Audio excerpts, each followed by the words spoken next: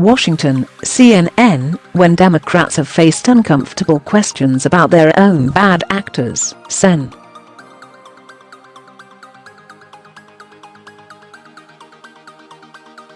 Kirsten Gillibrand has now twice answered first.The New York Senator's Facebook post Wednesday calling on Democratic Sen.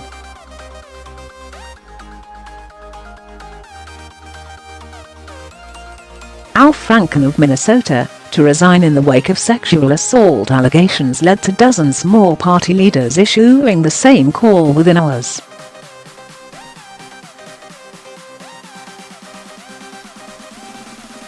It came weeks after she'd made headlines when asked about Bill Clinton's sexual misconduct.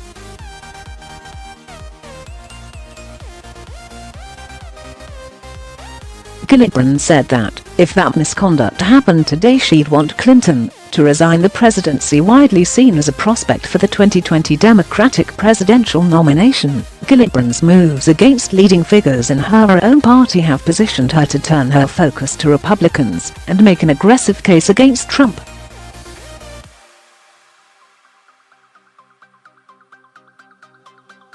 The short version: at the same time Gillibrand led the charge against sexual misconduct in her own party, Trump, accused of sexual assault himself, endorsed Roy Moore, the Alabama Senate candidate facing allegations that he pursued sexual relationships with teenage girls while in his 30s. Gillibrand's aides insist there was no political calculation behind her moves.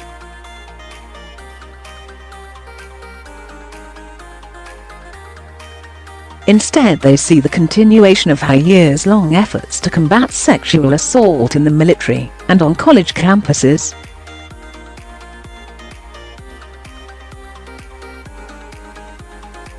Still, they believe that Gillibrand's moves allowed Democrats to move past questions about party members' own behavior, shifting the focus back to Trump.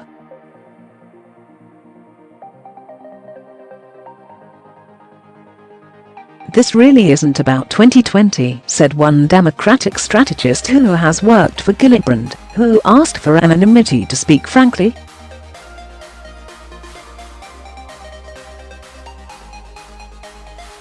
It's about, we have a sexual assaulter in the White House.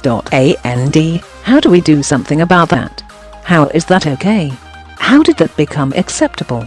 It cannot become acceptable."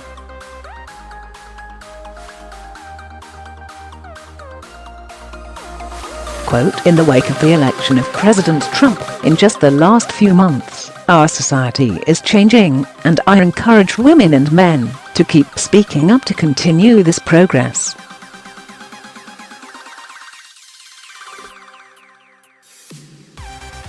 "At this moment, we need to speak hard truths or lose our chance to make lasting change," she wrote.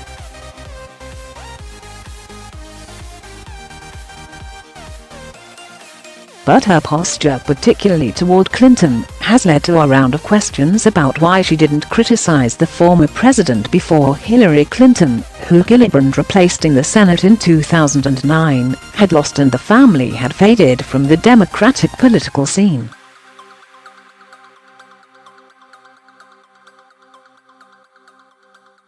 Longtime Hillary Clinton aide Philip Rines tweeted, in response to Gillibrand's comments, that she took the Clintons' endorsements, money, and seat.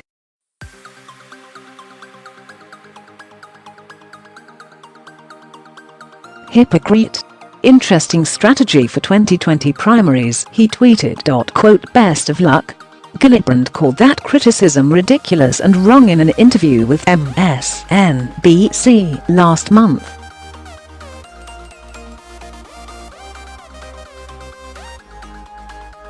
"Bill Clinton did very important things for this country, but my point is about this conversation that we're having today.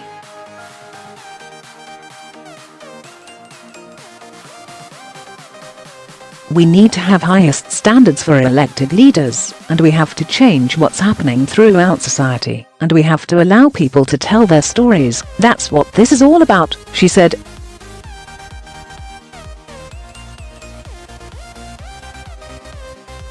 It was far from the first time Gillibrand angered members of her own party over her approach to sexual assault and other issues important to women.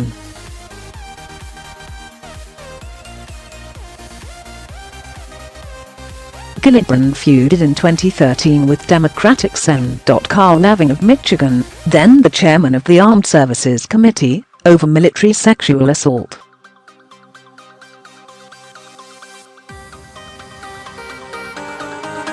Levin wanted the Defense Department to keep its existing system for prosecuting sexual assault cases.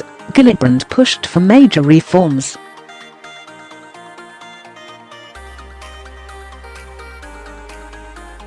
She later sought legislation focused on campus sexual assault and is now pursuing legislative changes to how sexual assault and harassment is handled by members of Congress and their staffs.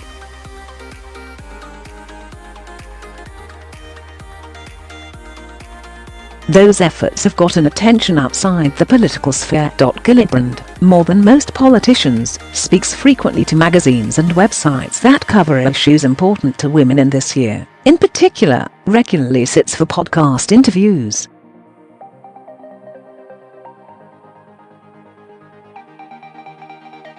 Gillibrand launched her Off the Sidelines political action committee to back women candidates for office, and made waves when she endorsed an abortion rights supporting female primary challenger to Rep.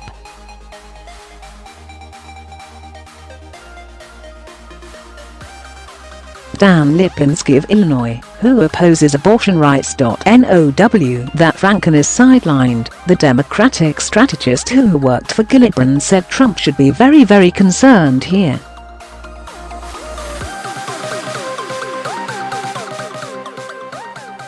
Quote, "It should be quite the contrast for the media to take note of and for the American people, for voters, to know that Al Franken resigned and Roy Moore could be sitting in the chamber," the strategist said.